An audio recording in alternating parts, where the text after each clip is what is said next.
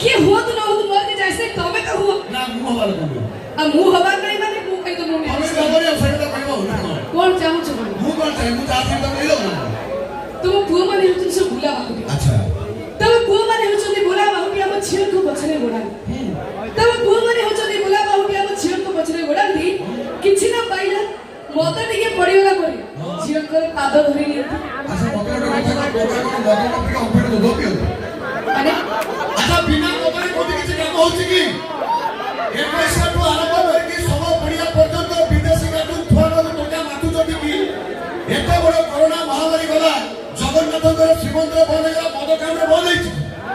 ହେଇଛି କି କଣ ଗର୍ବ ହଉଛି ଗୋଟେ କଥା ତମେ ଜାଣିନ ଗର୍ବ କରୁଛୁ ମୁଁ ତ କହୁଛି ଏତେ ମଦ ପିଇବା କଥା ଏଥର ମଦୁଆ ଯାକ ସରିଯାନ୍ତୁ ନହେଲେ ମଦ ସରିବେ ମାନେ ତମେ ଗୋଟେ ସସ୍ପେନ୍ସ ଜାଣିନ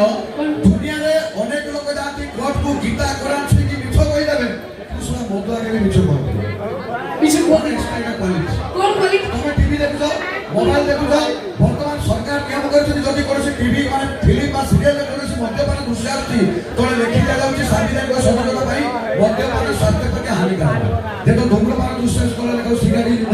ହେଲ୍ଥ କିନ୍ତୁ କେବେ କୋଉଠି ଦେଖିଛ କି ଯେତେବେଳେ କୌଣସି ସିନରେ ରେପ୍ ସିନ୍ ଆସେ ତଳେ ଲେଖାଯାଏ କି rape is injurious two society ଲେଖାଯାଏ ମାନେ ତମେ କଣ କହିବାକୁ ଚାହୁଁଛ ଏ ସବୁ ନେଇ ନା ରେପ୍ କଲାକୁ ଦୋଷ ହେଇଯାଉଛି ମଦ ପିଇଲାକୁ ଦୋଷ ହେଇଯାଉଛି ସେଟା କିଏ କଣ କରିବ କହୁଛି ଆମେ ମଦ ପିଇବା ପାଗ ଦଉ ଝିଅ ମାନେ କଣ ପାଦ ଧରି ନେଉଛ ଆଉ ପାଗ ଧରି କୋଉଟା ଧରି ତମେ କଣ ଏସବୁ ଭଲ ଲାଗୁଛି ରେ ଆରେ ଏସବୁ ଭଲ ଲାଗୁଛି ତମେ ବୁଝିପାରୁନ ସେ ପାଦ ଧରିବାଟା ସସ୍ପେନ୍ସ ଅଛି କଣ ଶେଷରେ ସେଇଟା ପାଦ କିଏ ଧରିବ ପାଦ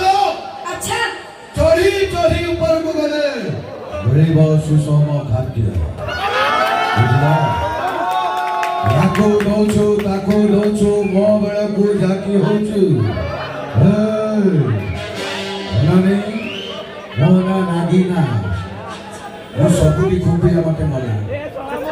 ହସିଲେ ତ ମୋର ଆସିଯିବ ତେଣୁ ଯେତେବେଳେ ହସିଲଣି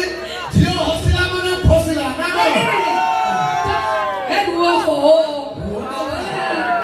କଣ ମନେ ମନେ ଭାବୁଛୁ ମୁଁ ହସିଗଲି ମାନେ ଫସିଗଲି ଆଉ ସେଇଟା ତ କାହିଁକି ଶୁଣ